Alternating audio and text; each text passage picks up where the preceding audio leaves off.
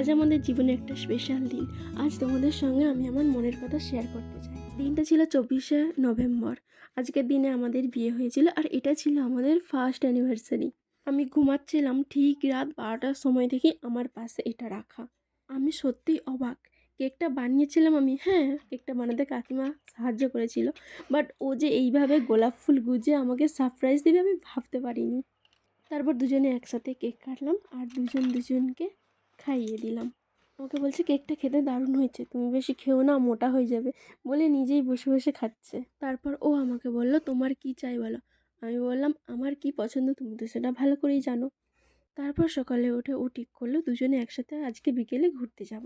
দুপুরে মাসিদের বাড়িতে খাওয়া দাওয়া করে বিকেলে আমরা একসাথে ঘুরতে বেরিয়েছিলাম। হ্যাঁ, সেরকমভাবে অ্যানিভার্সারি সেলিব্রেট হয়নি, বাট আজকে আমরা দুজনে একটা কোয়ালিটি টাইম কাটালাম। আমরা চলে গিয়েছিলাম চায়ে চুমুকে। ওখানে গিয়ে প্রথমে দুজনেই 2 কাপ চা নিয়ে নিলাম। তারপরে আমরা উপরতলায় চলে গেলাম। এখানটা একটা ফাঁকা জায়গা ছিল, টিনের চাল দেওয়া, বেশ সুন্দর গাছ দিয়ে সাজানো ছিল, দেখতে খুব সুন্দর লাগছিল। এখন এটা ঘিরে দিয়েছে আর যেটা বলছি সেইটা 3 তলায় আছে।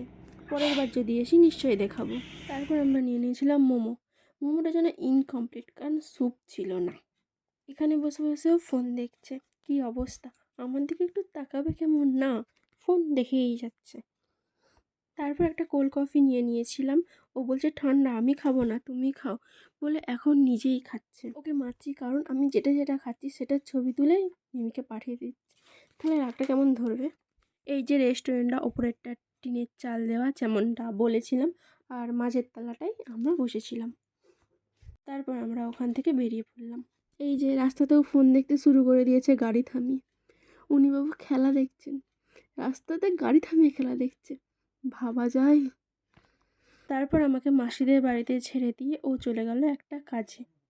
এখন নাড়ু বানানো হচ্ছে, ও কালকে চলে যাবে বাইরে, ও নিয়ে যাবে, তাই জন্য। তারপর এখানে দেখো রুটি বানানো হচ্ছে, রাতের খাবার তৈরি হচ্ছে। তারপর আমরা বাড়ি চলে গেলাম।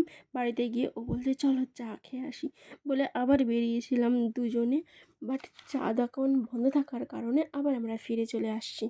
এই নাইট রাইড করতে করতে একটা গান মনে পড়লো, জিন্দেগি এক সফর হে সুহানা, হাকাল ক্যা হো কিসনে জানা। হ্যাঁ জানি জানি গানের গলাটা খারাপ। সত্যি আজ এত আনন্দ করছি দুজনে মিলে, কালও বাইরে চলে যাবে, বাট মন খারাপ করে কি আর হবে, যে যার কাজে তো যেতেই হবে। তারপর আমি ওকে বলছি অনেক রাত হয়েছে বাড়ি চলো, বলছে ঠিক আছে চলো। তারপর আমরা বাইকে যেতে যেতে একটা গান ধরলাম।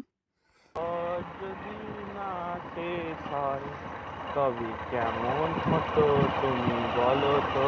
তুমি বলো। না, তুমি বলো। বলবো না। আমি বলবো না। আজকের দিনটা আমরা দুজনে খুব মজাতেই কাটালাম। তো আজকে এখান পর্যন্তই। ব্লগটা ভালো লাগলো নাকি জানিও, আর বেশি বেশি করে লাইক করে দিও। টাটা।